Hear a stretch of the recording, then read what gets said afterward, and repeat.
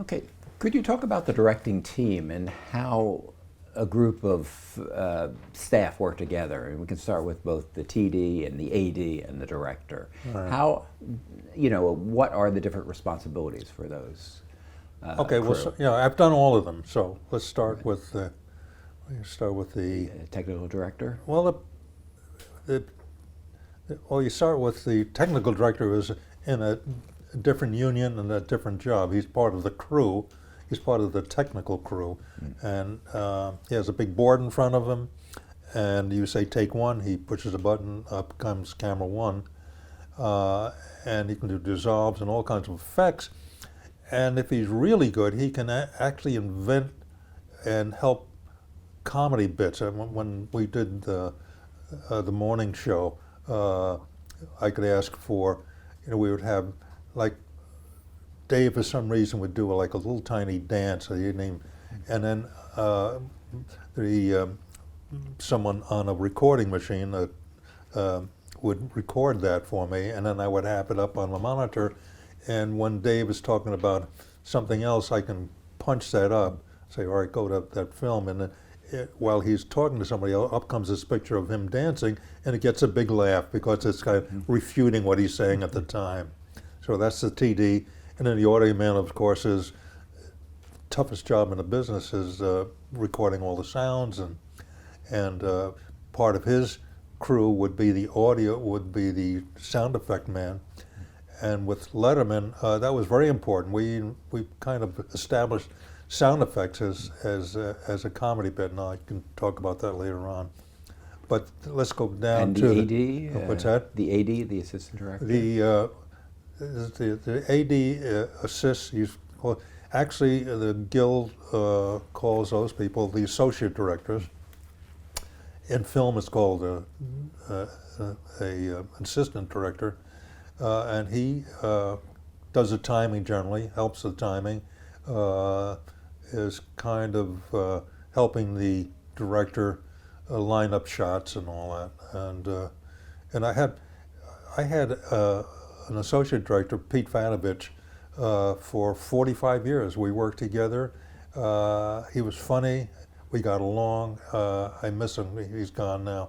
I miss him. And every time we would part, he would always say, "Always a pleasure, Hal." And the director, how would you describe? Well, the director is me. Yeah. So I'm actually there, following either a script or a rundown, listening to the host, talk to the guests, taking shots of the guests while the host is talking to him. And one of the things I like to do was cut away to odd shots that helped get a laugh. I mean, sometimes Dave would actually get mad at me for taking the shot, but I would take it anyway because it got a laugh, or maybe it would make him look so. And so the director was a director in certain ways because the host was different and expected different things. So everybody I worked for, I kind of became a different kind of director. Well, we'll talk more about that. So really the responsibilities of the directing crew have not really changed or evolved that much since the 50s to today. No. Except I would have to complain about the way directors are used today. If you work in Hollywood, one of the reasons I never took a job there as a AD on what do you call those shows? A comedy show. It's on every Syndicated show? Syndicated show. Not a syndicated, but just every show. True. Yeah. But they're done with an audience, but the audience is controlled, and then they shoot a scene and they'll reshoot it, and they end up with bits and pieces. And then they say goodbye to the director, and they take all this stuff, they go into a editing room, and then they put the show together, and that's where you create the laughs. And I wanted to be the person who created the laughs, not someone after taking all my material that I shot and then using it. So that's my gripe about that. Well, we'll go back to the Tonight Show. And one thing that Jack liked to do is integrate politics into the show, and he had several politicians on, Yeah. the Kennedys and Richard Nixon. Could you talk about, do you have any memories of the show when Robert or President John Kennedy was on the show? Oh yeah, we were, because I'm a dedicated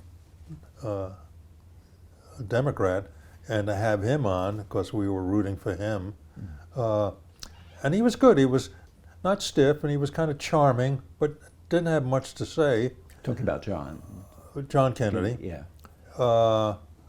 And then Bobby Kennedy came on the show before and after his brother died. And he was on the show about 6 months after John Kennedy died, and it was very touching. And he was very good. He didn't make it into a soap opera, and that was good. But I think the best guest we had was Nixon. Nixon came on the show. It was after he had just lost the governor's race in California, and that famous speech of his where he thanked the press for making fun of him, and then he said you won't have Richard Nixon to kick around anymore, and well, that was long before he was president. And so he came on the show, and he agreed to play the piano because he was known to have. He said, "I'll come if I can play my own piece."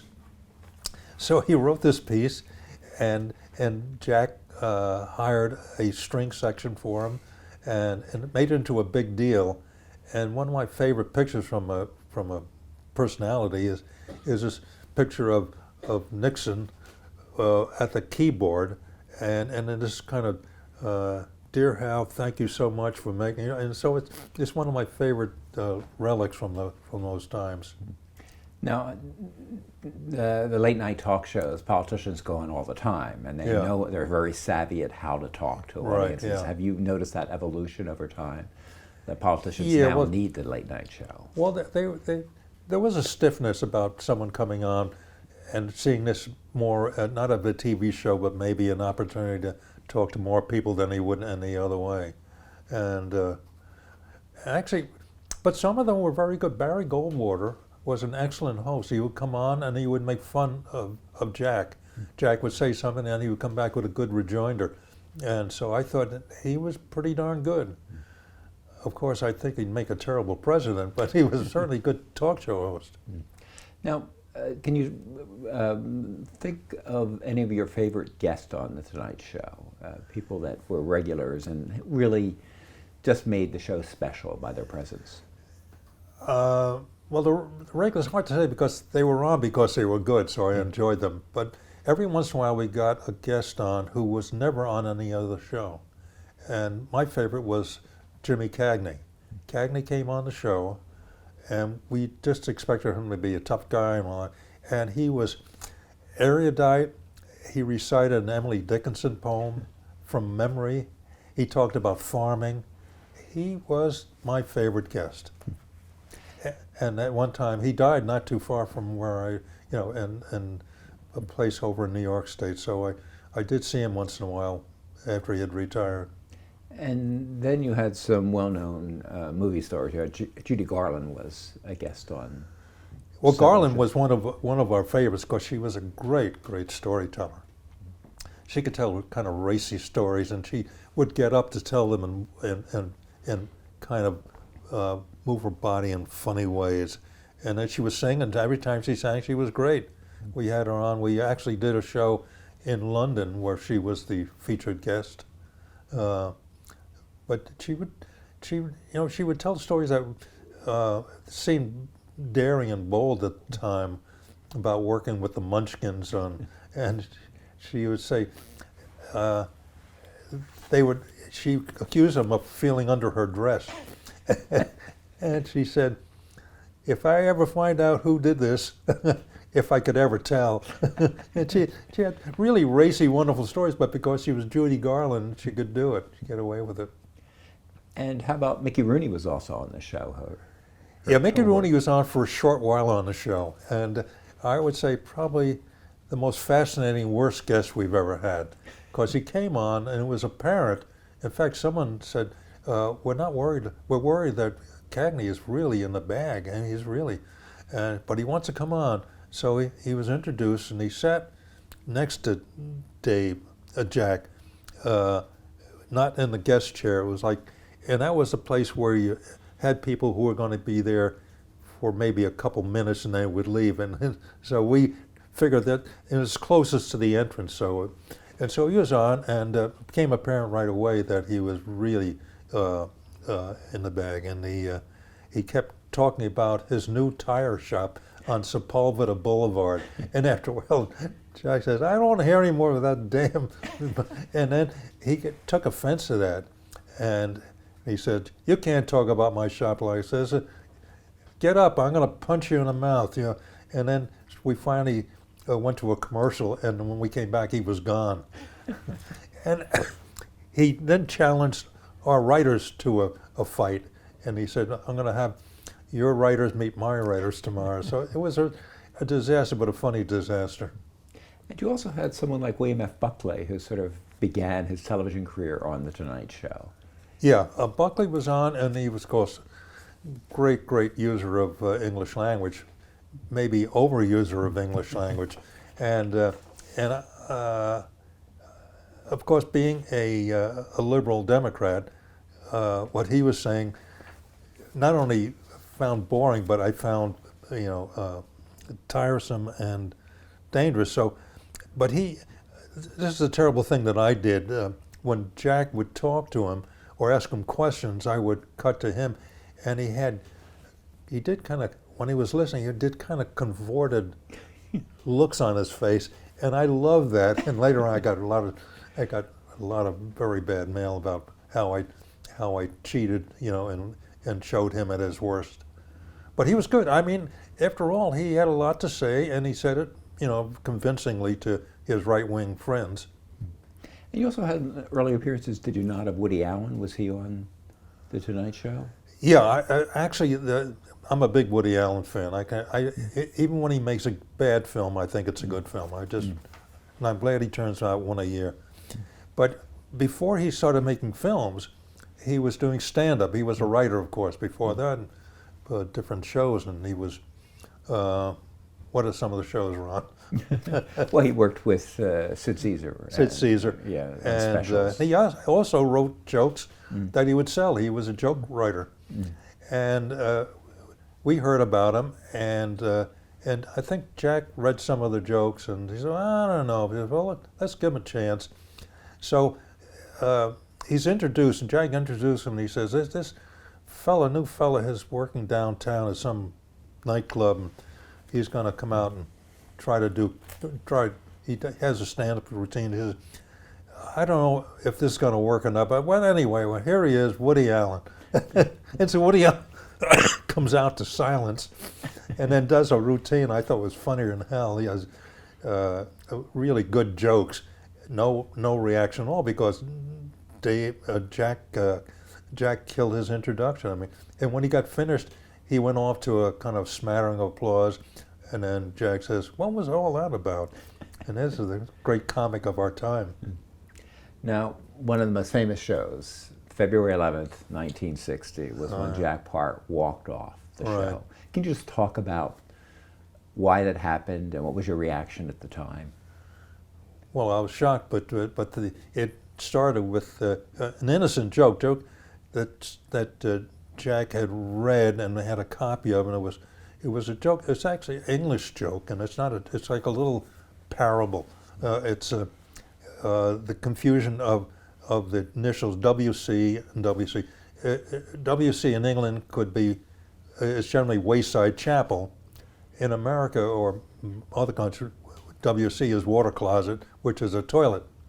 And so he did this long thing about a woman confused about hearing, she's looking for the WC, the toilet, and their advice to her is she can go to the WC, which is a Wayside Chapel, and it's about, there'll be 128 people there, blah, blah. And so it was innocent enough, except the NBC censors not only erased it, but they chopped a piece of the show out and put in a news announcement. And then Jack, of course, is watching at home, and he came in the next day, he was really pissed, and and we said, Jack is really angry about last night. We had no idea what was about to happen. So he started the monologue, and he stopped, and he said, well, I don't have to work for this place anymore, and there must be a better way to make a living. And he turned around and walked off. And we were all bewildered, but that Down stepped into his chair and took over and did it. But the thing that I found out later on made me laugh was that the orchestra leader, what's his name? Jose Mellis? Huh? Jose Mellis? Jose. Yeah. So Jose, who had ridden in with Jack, runs out after Jack, and Jack's getting on the L. He says, Jack, how I get home? That was the only thing he was concerned. He didn't realize that this whole career is about to end. Yeah. So it was a big story. Jack had been on the cover of Life magazine and Time magazine. I mean, he was a big deal, and people knew him all over. And for him to walk off, and no one ever did that before.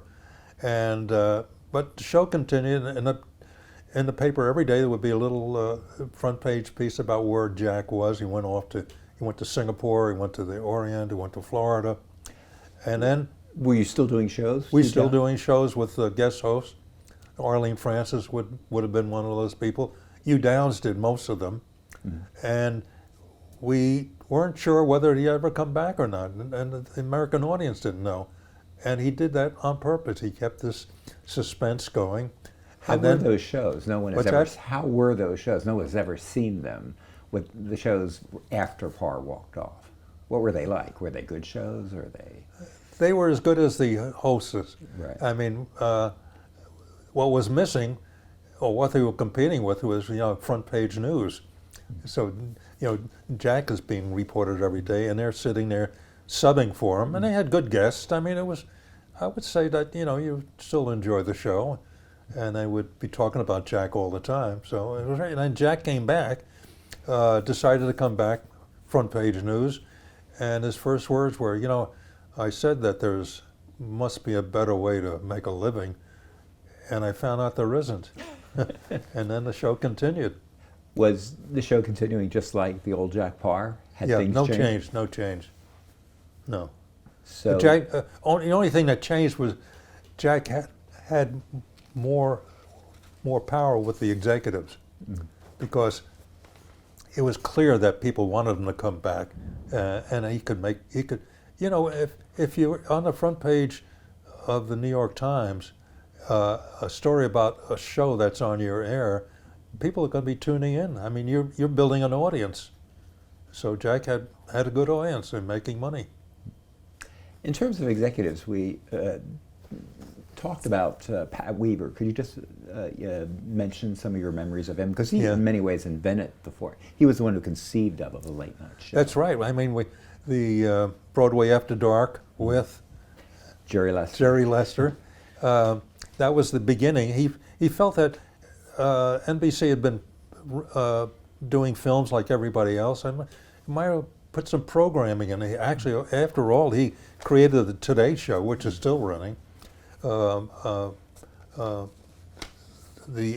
other one was the weekend things. I think I mentioned it before, where we had cameras in different Wide World. Wide World. Sunday That was show, his yes. deal. Yeah.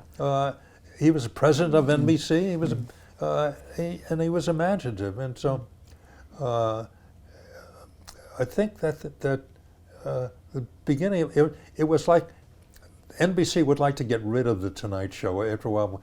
When Steve Allen did it for a while, and then Steve went to prime time, and then they did something called, it's like Broadway to Hollywood, and it was with entertainment writers, and Hugh Downs was on it for a while, and the station started canceling, and it looked like the whole thing was going to collapse. And they had seen Jack on shows he had done about that time on the Ed Sullivan Show. He did 3 stand-ups, and he was so good. He was, he came on, and he didn't do jokes, he did personality things, he did things that happened to him, and they said, well, why don't we get Parr in here and give him a shot and see what he can do with it. So I hired him, they gave him 13 weeks, and then at the end, they figured, well, at the end of 13 weeks, they'll give a chance to look for something else to put in its place, another kind of show. And from the beginning, the show started taking off. Dodie Goodwin was on. People were tuning in. People were talking. Stations started coming back. And at the end of 13 weeks, Jack was in charge. But he walked off in '60. But in '62, he decided to leave the Tonight Show. Could you just talk about the reasons that Jack Parr would leave that thing that he made famous? Yeah, I think that he said it. He said, "I'm bored. I want to do something else." Because he would, he liked going to Africa. He had lion cubs in his house. I mean, he was interested in a lot of things. He said, "This is tying me down. I'm going to, I want to spend less time on the air if I ever come back." And so they gave him something called the Jack Parr program, and they gave him the rights to it. He had his own production company did the 3-year show. We'll get to that in a minute. Yeah. Do you have your memories of the final Tonight Show? What it was like with Jack Parr? I have the final. I remember the Jack Parr program where he sat in the audience with his dog, but I don't. I think from what I hear, reading here, Jackie Leonard, and Jackie Leonard and Alexander King and Robert Merle, Buddy Hackett were all guests on that. Yeah. We had a bunch of people, but how effective it was is how much I remember about it. So it was okay. It was people who always had on. They would always say nice things about Jack or make fun of him. So yeah, it would have been maybe to the audience who loved Jack so much they wanted to see more about him. But we were all looking forward to, because I already knew then I was going to be doing the Jack Parr program, which was prime time, first time for me. Well, and what do you think, just for the Tonight Show, what do you think Jack Parr's contribution was to that iconic series that continues today? I think serious talk and funny talk and introducing people who wouldn't ordinarily be on television at all. I mean, when you think of Pat Weaver and people like that. So I think the secret of all good comedy and television is being surprised. If you come, that's what Dave brought to television, and I think Jack did in his own way. He was also, this thing with Broadway to Hollywood, Let's Go to Press. What's his name? The columnist. Walter Winchell. Walter Winchell. Yeah. I think besting Walter Winchell was very important too. I don't know anybody else who could have done that. Now, in those days, in early '60s, could you ever conceive that someone would host that show for 30 years? That people would be late night talk show hosts and do it for decades? No. And Carson did a great job. He became, America's host. He made such an impression. People, but I think Jack started there. I think with Jack, it was the conversation. It wasn't so much, what singer was going to come on and all that. It was surprising, and certainly Carson had great moments on his show. We had wonderful people who would come on and do things they wouldn't do anyplace else, which is the secret. And the period before, between Parr left and Carson started, there were a whole series of hosts for Tonight Show. Yeah. And you worked with them. Could you recall? Surprisingly, I have a list of those people. Do you mind if I read them? Yeah, please do, and any memories you have. What's this doing here? No, there it is. Okay. Sorry about that. All right, this is 1962, guest hosts, Tonight Show. Ready? Art Linkletter, Merv Griffin, Hugh Downs, Joey Bishop, Bob Cummings, Jack Carter, Jan Murray, Soupy Sales, Mort Saul, Steve Lawrence, Jerry Lewis. I'll talk about Jerry Lewis later. Jimmy Dean, I worked for Jimmy Dean. I did his show for 2 years. Florence Henderson, Arlene Francis, Jackie Leonard, Groucho Marx, and Donald O'Connor. And Yeah. they were all on for like a week. But Jerry Lewis, I don't know if I can say this, and I don't know how many people I'm going to either offend or maybe a lawsuit will evolve from this. But when Johnny Carson was hired to do the show, but he was also had a commitment, I think at ABC, doing a game show. And Who Do You Trust? Who Do You Trust? Thank you. He was doing Who Do You Trust, but he couldn't start. He had a commitment for so many months, and Jack was leaving in the spring, and he wasn't coming on till late fall or early winter, and so we had to fill the time with all these guest hosts, and it was fun. It was fun for me because I was they were the guests and I was the host in a way, because they would come on and they would come to me and say, "What do I do now?" And also with the producers. So, but Jerry Lewis came on differently. He was completely different. First of all, he came in and we were going to have a meeting with the director and the producer, and he said, "Before we start, I want to meet the director." And I shook hands, and I was very pleased about that. And he said, "Where's your office, Hal?" And I said, so he said, "Everybody can take a break now." And he said, "I want to talk to the director." And he went into my office, smaller office, and he had a briefcase with him. And he opened the briefcase, and there was a great big book full of pages. And he says, "Here's my life. And for the week I'm here, I want to do stuff, not all of this, but some of this stuff." And so he showed me each page. And we would then do that on the show that night. And they were all, it was stuff from prime time. I mean, this is really serious, excuse me, serious stuff, and well done by, at one time, the greatest comedian in America. And and we got along very well because one of the things he liked to do was to tease the crew, tease people. He was always putting people on. And what he would do is he would be on, he would talk into the camera, and then he would duck and run away. And the camera would try to catch him, and he would go from one camera to the other, and he'd be all over the place laughing, and I couldn't keep up with him. But then after like the second day, I had a camera hidden up in the balcony. And so when he did that thing of running around, I had a shot of him. And he looked at the monitor, and he can't avoid being on air. And then he looked like, you Gurnee, I'm going to get you. And so I had this relationship with him, which was fun. And he did also one thing I thought was wonderful. I didn't know what it was going to be about, but the very last show he was on, he had this fake campfire with a cord to go, and so a little fire. And he had it behind his desk. I didn't know what it was for. And for the last 10 minutes, he says, "All right, we're going to say goodbye now." And he takes the thing, this campfire, and he puts it in the middle of the floor, production area, and he says, "Wire," and he plugs it in, and then he invites the whole audience come down and sit around the fire and sing camp songs. And I go, "Man, oh man, that's what I want to do. That's great." And so that's and I think he was so good. I'm not certain this is true.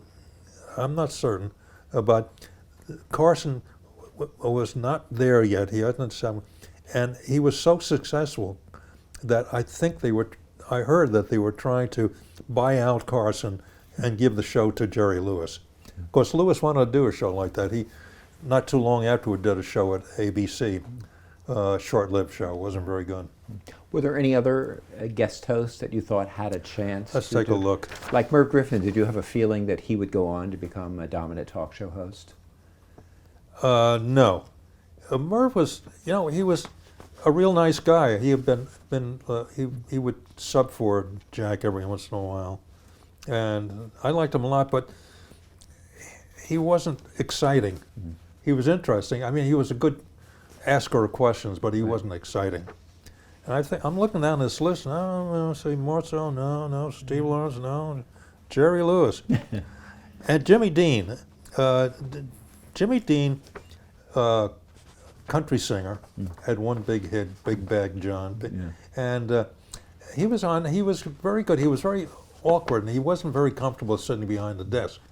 But when he was on the panel, he was great. I remember we had a fellow named Fat Jack Leonard. Remember Fat Jack? I certainly And do. he would always put his hand on his side, and he would then make fun of people, and he would do these jokes and all. And we had him on, and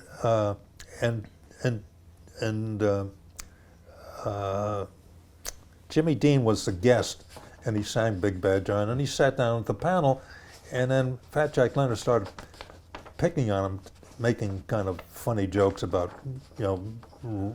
Southerners and all that, and he came back. Jimmy came back with an answer to everyone and topped him until Fat Jack Leonard got up and left the stage. He couldn't take it anymore. And right after that, they gave Jimmy his own show at ABC.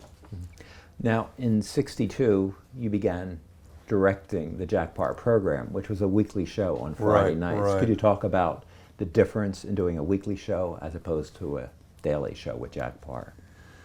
Well, the big difference was that we moved across the hall to another studio. That was the big difference. And Jack couldn't stand it. We did it like for 2 or 3 shows, and he said, "God damn it, Hal! I don't know where everybody's coming in," because he was always used for the guests. He would be at the desk, and there's the audience, and the guests would come in, from his left-hand side, but now they were coming in from his right-hand side. So I must say, but we had really powerful guests, and we were given an hour just for interviews, and we had just terrific people. And you used the spotlight on Jack Paar for this, did you not? What? There's a question. Was there a special spotlight on Jack? No, that's a Or mistake. why did you choose the spotlight? That question's a mistake. That's a mistake question. Okay, good. We'll cut that out. Well, the spotlight would be Jack was the featured Right. person on the stage, yeah. And could you talk about some of those special guests on the program itself? All right, can I just Do you have look a at list there? Okay. We did talk about Dennis James, right? Let me Yeah. check that off. Let's see, we talked about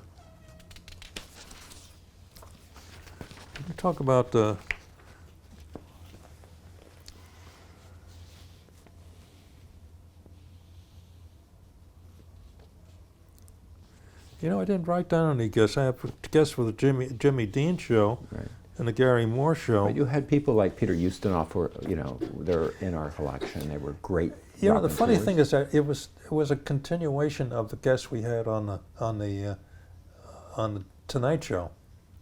I can't think of. I mean, the thing that made the program different was that Jack got paid a lot more money. I remember that. And he had his own production company, so we would meet where he lived, and we would. But I can't think of I think any guest that was on that show was also on the Tonight Show. Only they weren't any more interesting. But we also, for that show, we went to England a couple times, and we had wonderful guests like the it was a comedy group. You would know that, Ron. Morgan Wise, or we had Morgan Wise, but we also you had Peter Cook and Dudley Moore. There's Beyond the Fringe people. Yeah. And they were on all together, and then they were on separately. But then there was something. The standard, the standing and walking. That was a group of folks that really changed comedy in England, and they were on separately. They were just wonderful people. Yeah. Python comes a little bit later. But there was 5 minutes on the Jack Paar program. Now, a lot of people go back and watch. Jack was going to make fun of this group from England and showed the first footage of the Beatles. That's in right. January of 1964. That's right. He claims to have. He did introduce the Beatles to America only on a clip. It was a Right. film clip. Yeah. Now, do you remember rolling in that clip? And Jack made fun of this group. Yeah, that's right. What you said. Look at the haircuts. What are they trying to do? You know, as if they had their hair down their back. And they had just like a. In fact, it would be too short for me now. Yeah. But in many ways, it was his rivalry with Ed Sullivan, too, Yeah. because he knew that the group had signed with Oh Sullivan. yeah, that. Could you talk about that I have to say relationship? that if there was anything different, there was the combat Sullivan and Parr, which was funny, and it's been significant in a way for me anyway, because I worked in that theater afterwards, Ed Sullivan Theater. But the thing with the Beatles is Jack was convinced that there were better singers in England, and so he sent me over with a crew, and we did. I think they called the Beastie Boys. It was a group. They were fairly good. They were fairly well known, and we went to their house. They had a row house in a very exclusive part of London, and we interviewed the neighbors who complained about all the noise they were making, and we shot them doing a number, and then Jack introduced us as here's something that the Beach Boys can't. I mean, Beach Boys my favorite actually. The Beatles can't do. So there was, and of course, Sullivan was featuring them and getting the biggest audience he ever had. Now, at the same time, you also did the pilot for a show that was The Week That Was. Could you talk at the about same time. how that evolved? Because the concept of doing comic news Right. is sort of beginning in those days. Earth-shaking. It changed the way comedy was done, and it was done in England, of course. Right. With David Frost, whom you would later work David with. Frost. Well, David Frost takes credit for creating that show. It wasn't. It was one of the writers created the show, and he was just one of what they call au pairs. He was there with 2 or 3 other people. And what was different about the show was just the look of the show was different. They showed the backstage. They showed overhead ramps. They showed where lighting came from. And then there was these people sitting at kind of work tables reading comedy bits and then going to little clips they made. And I was fascinated by that. And when I got to do other shows, I always copied that. I always used that. Seeing. In fact, the last show that I did had any influence on was the Dave at the Ed Sullivan Theater, and we created these ramps and all that, and it's right out of That Was the Week That Was. Influence at That Was the Week That Was. But my involvement was that I did the show, I did the pilot, but I was doing Jack's program, the Parr program, and after a while, the director of that, so the director they hired was ill, I believe, and they needed somebody, so they called me and asked me if I would do it. And so I directed 2 or 3 episodes of their prime time. It was picked up, was in prime time. It was on at 9:30 Friday nights, and Jack's show was on at 10 o'clock Friday nights. And That Was the Week That was getting terrible numbers, and so Jack hated the show because it wasn't a good lead-in show. And here his director is doing both shows. It was great money, I got to say that. Great money. So Jack, and actually I was doing the show, but I was also giving Jack some jokes that he could tell about the show. One of them was, so they've just called in the producers of That Was the Week That Was, the Army wants to know how they can make such a big bomb with such a little budget.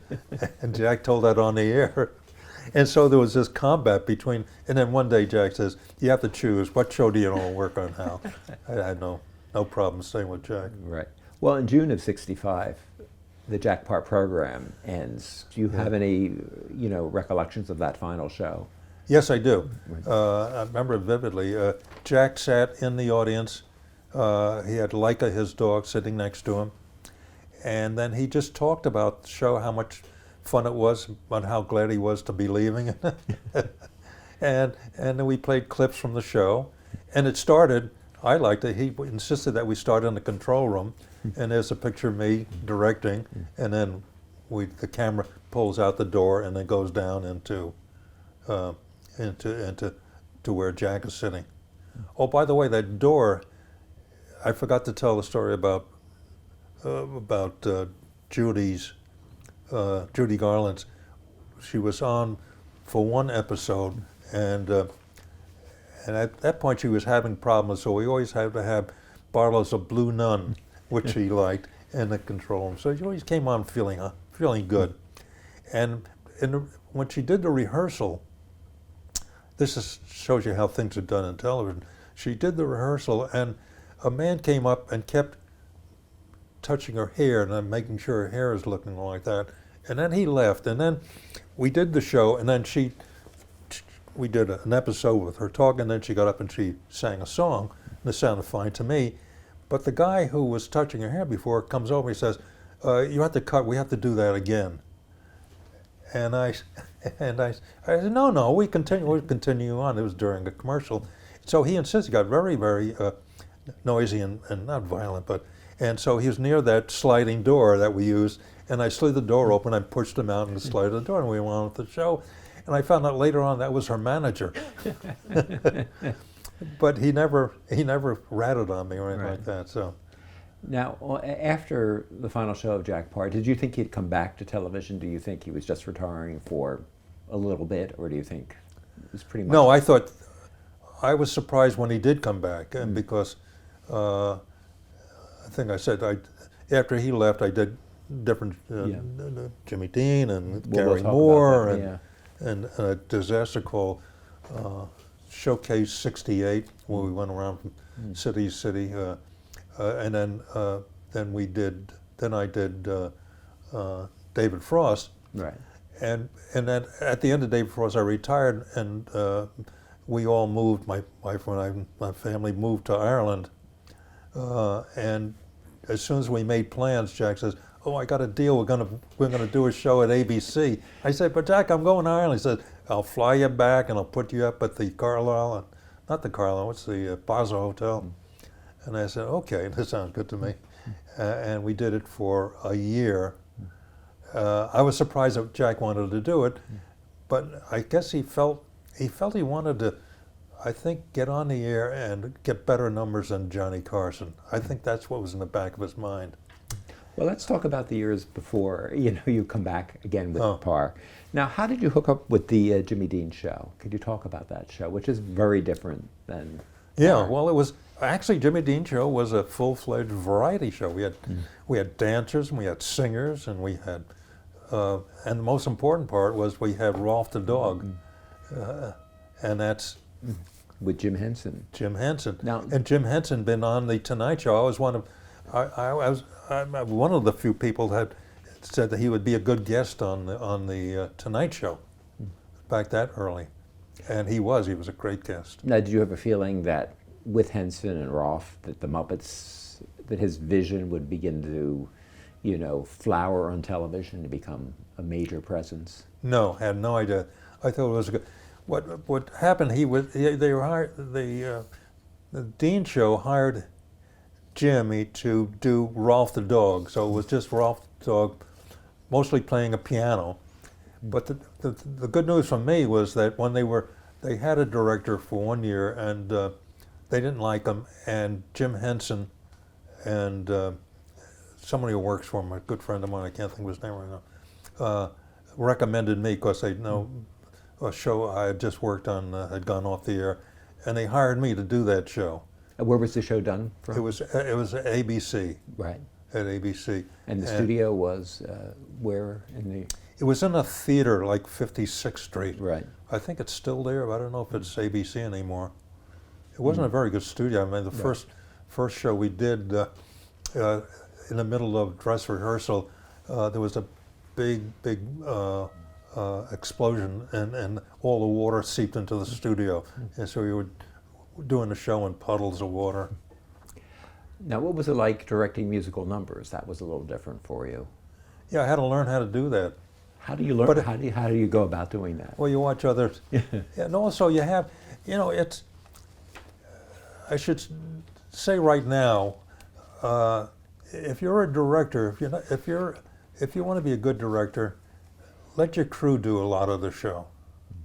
And I really believe that, especially the last couple of shows I did, I learned how to, because I always insisted on being on the talkback with the crew, with the cameraman and all.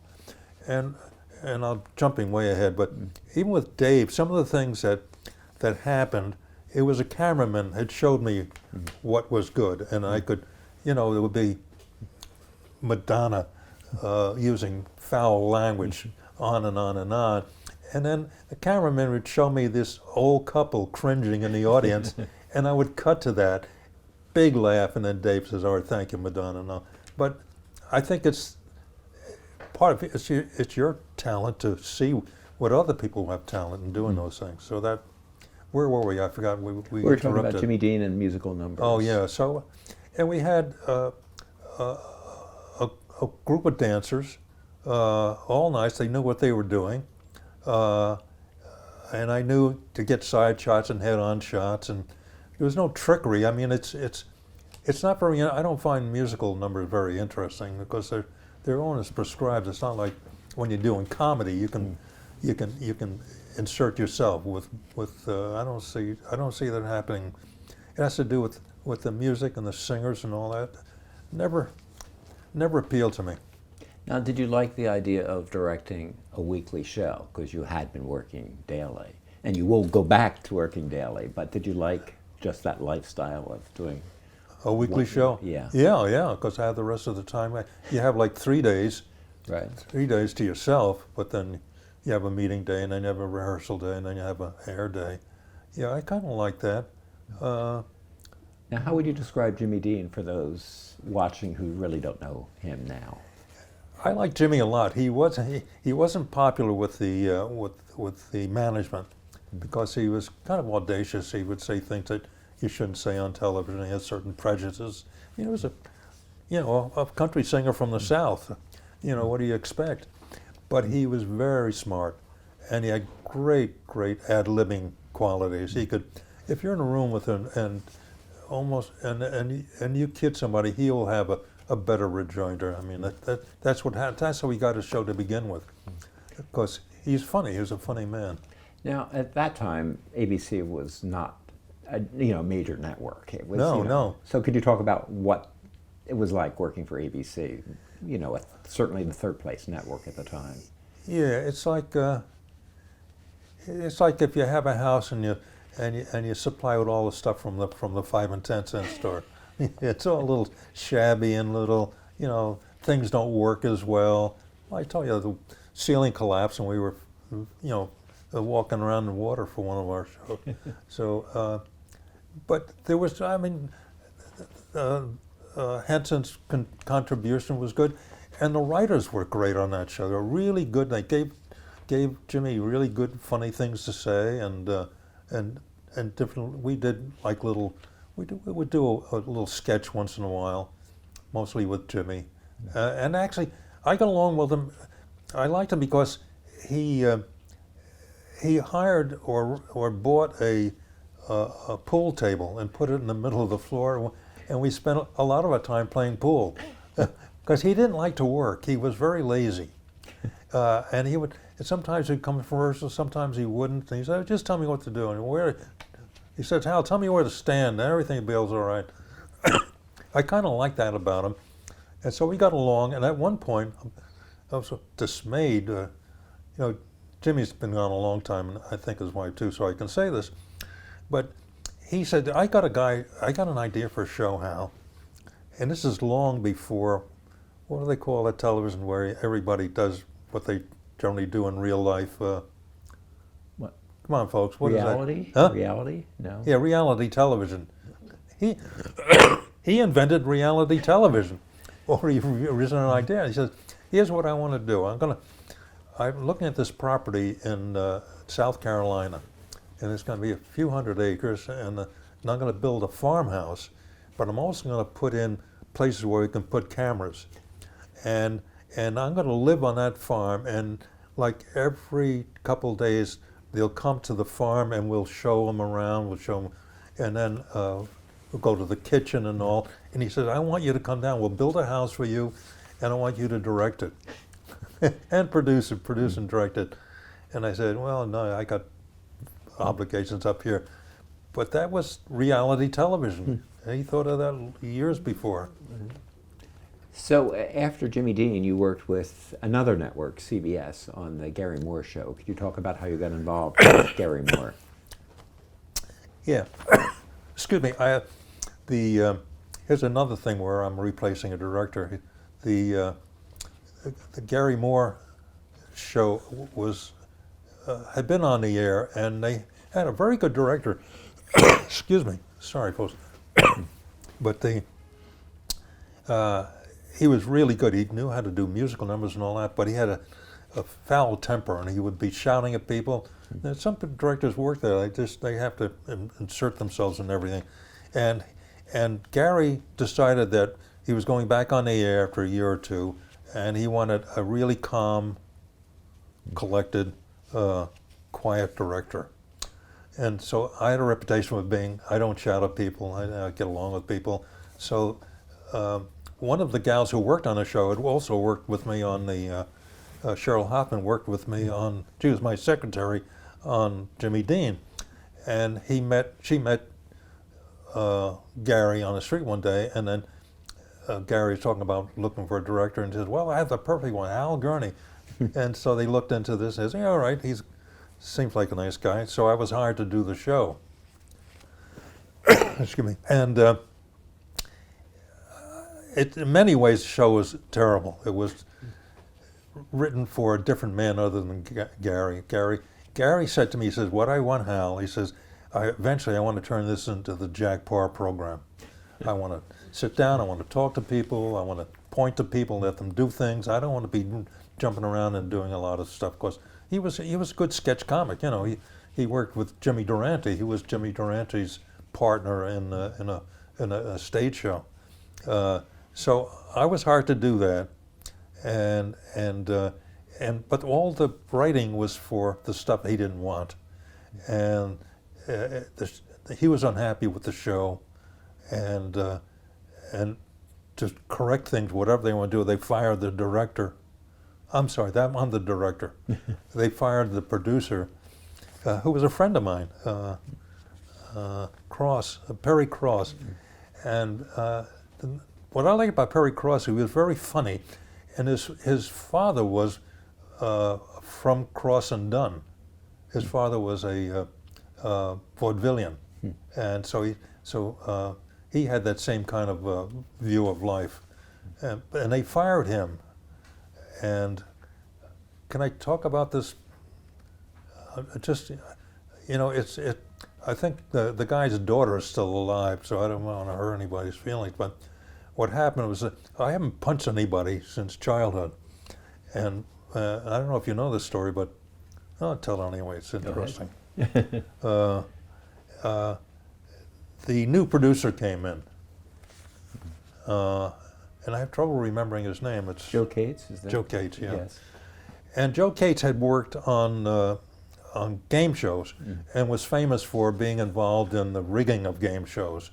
And so he wasn't indicted like his partners, but he was involved. And I don't know why, they hired him, and we were doing we were rehearsing a show, the next show on after Perry. And I gave the crew 10.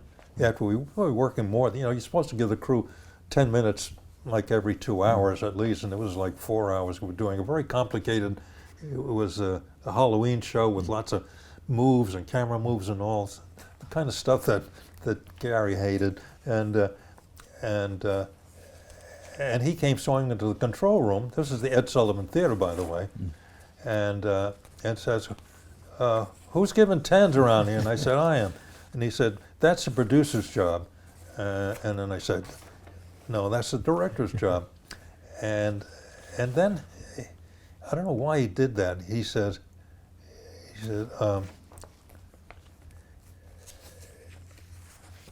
he says, from now on, I'm in charge. From now, this is like the first day we're doing a show together. I'm in charge. And he said, if you don't like it, I said, well, I don't like it. And he said, and then he leaned forward and I said, what are you going to do about it? And I couldn't help myself when I punched him. I could see my left hand coming up. I said, what the hell are you doing? And I punched him. And then the next day in the Post, there was a headline say, backstage fisticuffs. And I was fired. And that was it. And the best thing that happened was Jack read the paper and he called me up and he says, Hal, I've been telling you right along there's too much violence in television. Could you just talk about Gary Moore? And he was very popular in the 50s Oh, yeah. and the 60s. What did he bring to television? How was he as a host of a show? Well, he could do comedy because he was trained in comedy. He was a stage comic. He was just visibly a nice guy. I mean, you looked at him and you liked him. And he was very kind to me. Took me out sailing. I mean, he was a terrific guy. And he always had great support. He had worked with Carol Burnett a lot. Did you get to work with Carol during your Yes, time she there? would. Actually, here again, Tonight Show, her first network appearance on network television was on the Tonight Show. Right. And she did, and we were puzzled because she didn't look, I saw her in rehearsal, and I didn't hear the rehearsal, I just saw her, and I wasn't sure, because she didn't look like a singer who would come out, there's always kind of a singer look about people. She didn't look, and then she sang this song, and the song was, I've fallen in love, deeply in love with John Foster Dulles. And instantaneous hit, that put her on the map. She had been in a I think 7 Ps or seven, there's a mattress, there's Right. I can't think of the title, but there are Ps involved Yes. and a mattress, and that's how Right. sensitive you are, Yeah. She was terrific. And so you worked with her then on the Gary Moore show? Again. No, she wasn't on She Gary never Moore appeared show. on that No. show? No. And the woman who replaced her, the girl who replaced her, was terrific. And she went on to fame as a telephone operator.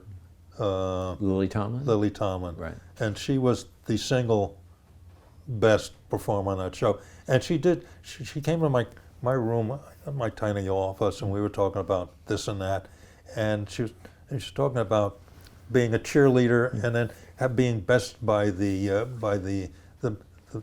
school in the black neighborhood where they were so much better than them. They had a contest. But then she said, you know what I can do? I can tap dance in barefoot. And I said, how do you do that? He says, so I put my taps on and I taped them to my feet, and you can't see it. And when we were doing this big production number, and it was the day that I got fired, I suggested that she be part, and they gave her a costume. It was like long pantaloons and all that, and bare feet, and that she did this tap dance in barefoot. And that was the best part of the show. Everybody agreed, yeah. She Well, was terrific. And the show, as you had mentioned before, was from the Ed Sullivan Theater. Could you just Right. talk about working in that space? And you'd be returning to it as well. That's right. Well, for the Gary Moore show and Sullivan, it was the whole audience section was one big audience section. Later on, they kept moving a control room in and making separate stages for commercials and all that. And they reduced the size of the audience. And then for a long while, it was not used as a theater for television, just for doing commercials. And it was a mess. It was really horrible looking. Now, do you have any reaction to working at CBS, another network that you worked at? I missed NBC. CBS, I thought CBS had the better logo. I like the eye better than the peacock. But one of the problems for a director was that they had, I don't know why it happened, but at NBC, I could be on the headsets with everybody in the crew. The audio man, the TD, everybody they could all hear me at one time, and I could make fun of them. They couldn't make fun of me. But at At CBS, they had a system where you didn't wear a headset with the crew. Your associate director did, and you would have to tell your associate director to tell the cameraman to do this, do that. And it was mostly for scripted pieces. If you're doing a variety show or doing a show where you have surprises, there's no way of getting the cameraman and the audio man to work along with you. So I found that was one of the reasons I didn't like doing the Gary Moore show. I tried to change it. No, it's a union. We can't change it. So that was the big difference for a director, anyway. Well, after you left the Gary Moore show, you sort of reunited with David Frost. You had worked with him, and that was the week that was. Could you talk about how you hooked up with the David Frost show? Right. After punching Gil Cates, I had, for some reason, I had trouble finding a job. So it was kind of like a dark period for me. But I did Showcase '68, and it's just one. I mean, this is where you're going around the country, doing people who were in a contest for the best, not the amateurs, but the professionals, and it was going to be finished up at the Ballroom Waldorf Astoria and NBC. It was a primetime show, but it was very Bailey. The man we hired, or I didn't hire, the producer hired to do it, had a crew of mostly high school cameramen, so it was very hard to. In fact, I insisted on not taking credit, so it was one of the few shows you can see without a director's credit on it. And I got a lot of heat from the Directors Guild because of that. And so what happened was that we got to the one good story I think comes out of it. We were in Berkeley, and the guy who again I'll name of some players on here, the fellow who was kind of like the rabble rouser, the fellow who was speaking out at Berkeley and became nationally known, was there when we were doing the show, and we did the show from the Greek Theater. I don't know if you know Berkeley, but it's a beautiful setting with a big stage and a fairly good audience. And we were doing the show, and when we introduced the first guest, a singer, I won't even mention his name, because he was well known at the time, but he was kind of like not very popular with pot smokers. And so as soon as he came out, they started jeering and all, and we had to stop. And then we had a meeting, the producer and I had a meeting on stage with this fellow who was kind of leading the group, and the Bob Stivers was the producer who owned the show, and he made his money in frozen orange juice. He was a big, and so he had a lot of money. And so we were on the stage with I wish I could remember this name because it would be a name that would resonate.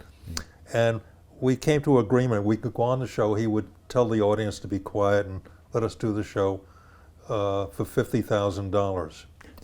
So Bob takes out of his case, takes out a checkbook and writes a check for $50,000 and gives it to this man.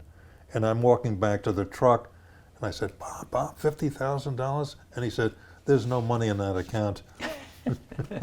And that was the best moment. That was the greatest moment for me. So, and then we're going on now to David Frost. David Frost.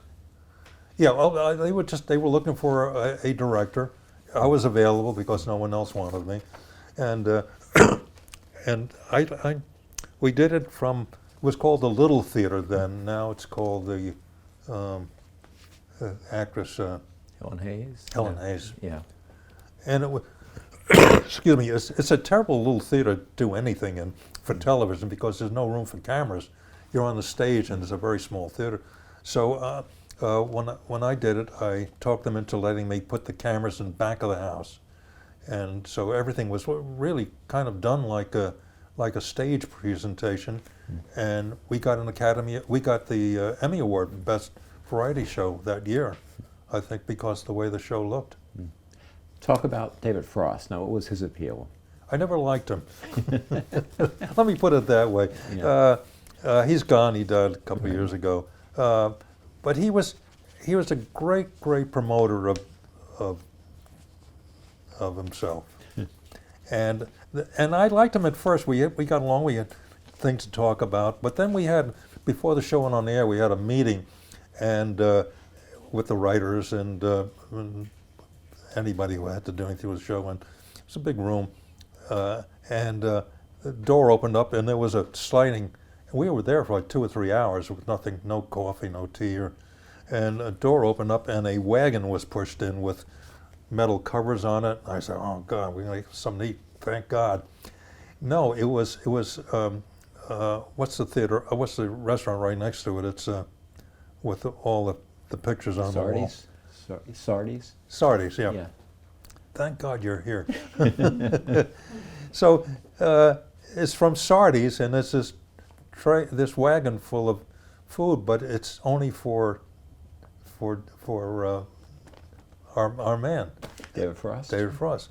He turns around and is eating his meal, and every once in a while he turns back to talk to us. And that's when I disliked him. I found out I didn't like him. But he was good. I have to give him this. He was a good interviewer.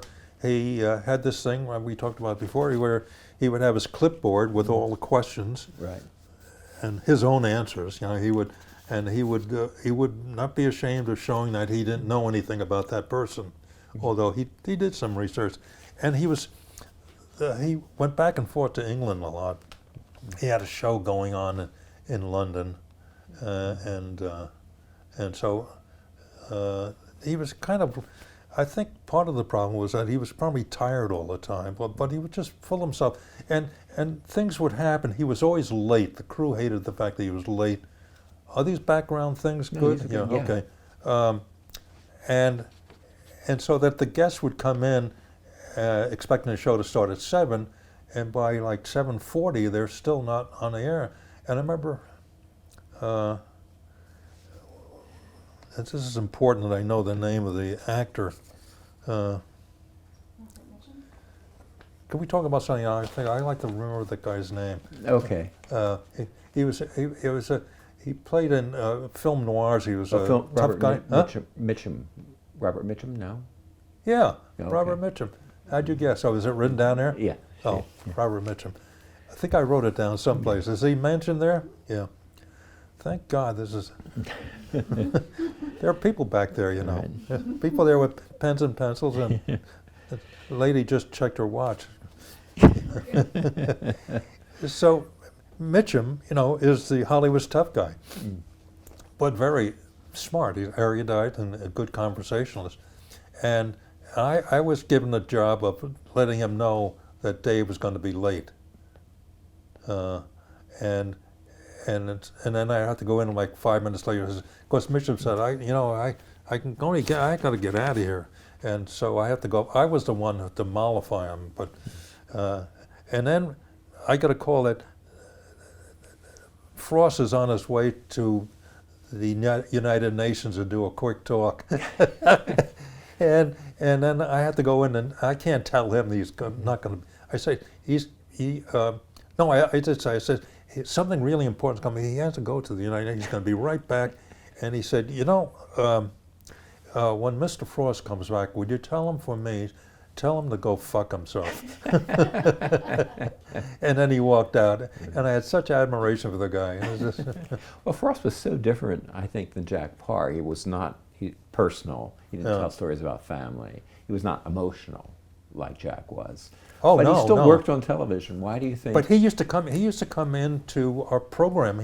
A couple times he would come in and watch the show from the audience. Yeah. And so the reason they hired me was because I had worked on the Jack Parr show. Mm-hmm. So that was, and I was flattered by that. But Jack said, I never liked that man. So he kept. Yeah. Now, after you left the David Frost show, you Yeah. went into a retirement. Could you talk about your choice to leave the Yeah, I was kind of business? fed up with television, and I, my whole career was to make money to retire. I mean, that when life would begin. So Right. I was like my mid-40s, Yeah. and my wife and I bought a house in Ireland. We liked old houses and fixing up old houses. So I said to Joan, let's move to Ireland. And she said, fine, let's go. Okay, so we moved to Ireland. And then we sold our house, and we were going to live in Ireland forever. And just quick overview is that finally my kids graduated from school, and they were going to go to college in America. And my wife said, you know, we should be on the same continent with our children. I said, they can always visit, you know, there's no problem with that. So let's see, so I move away, and I think, did I say this before? As soon as I announced that I was moving to Ireland, Jack said, you know, I got to deal with ABC, Hal, I want you to do it. And we had a meeting with the to-be producer and myself, and Jack was going to put me up at the Carla. Didn't we do this before, the Carla? No? No. I think maybe I talked off camera. At the Plaza Hotel, you'll have your own room. We'll fly you first class. I said, of course, I'm going to resist that. And then we did the show. We did the show for a year, but it was on every once a week, every month. But it wasn't on like the beginning of the month or the end of the month. It was on different times of the month. And so Jack Douglas was one of our writers. He was the head writer, and he was always sending us material after the show was done. He said, I didn't know you were on the air. So the show didn't get great numbers. Oh, it was good. It was a good show. Now, was Jack different now, working in the 70s as opposed to No, late he's still the 50s? same. He did it. I remember it was, for me, it was one of the devastating times in that we did the first show, and Jack came out to greet the people as the first time back, and blah, blah, blah. And it was really kind of a wonderful, funny, but touching opening speech, maybe 6-7 minutes. And then we go to black, and there's, oh, we're going to have a commercial. And then I got a call from the control room, from the recording room, saying that the tapes hadn't rolled. And I had to get on the air and tell Jack that he has to do it again. And that was really one of the toughest things, because he had just spent himself emotionally doing this, but then he did it again with the same tears and all, and it was very good. Yeah. Now, were you both conscious of the dominance of Johnny Carson, the guy who took over the Tonight Show from you? Oh, I think that's why he was doing the show. I think he did it at ABC. I think he thought it'd be nice if he could get bigger numbers than Johnny to prove that he was still, you know, when he was doing the show. I have a photograph, one of my favorite photographs of, it's to Hal, blah, blah, blah, blah, blah, and he's wearing a crown, and he's sitting at a desk, and he's got his pen, and there he is in this very nice thing about me. And when Johnny Carson is known as the king of late night comedy, late night shows. So I think he resented the fact that he wasn't the king anymore. How did he realize that when he got back that it's just not the same as it was, 10 years before? I don't think so. No. I think what he he never watched Carson. I mean, he didn't watch other people. He did his own thing. And I think that he surrounded himself by kind of heavy hitters in the entertainment field. I mean, he would, in England, he had the very best, like Noel Coward, and he felt comfortable with people like that. And I think that if you had, I don't know, it's probably unfair to say, that he probably thought that the Carson show wasn't strong enough. So he thought to take a crack at it. Uh-oh. No. Is it my hair? No, we said to take a break before we get to Dave. We could stop for a little Yes. bit, or we can keep going. No, It's all right. been a little Should we over an stop hour. for a second? Sure. Okay, we'll just, But because not we're too- about to go to Dave. Yeah, Yeah.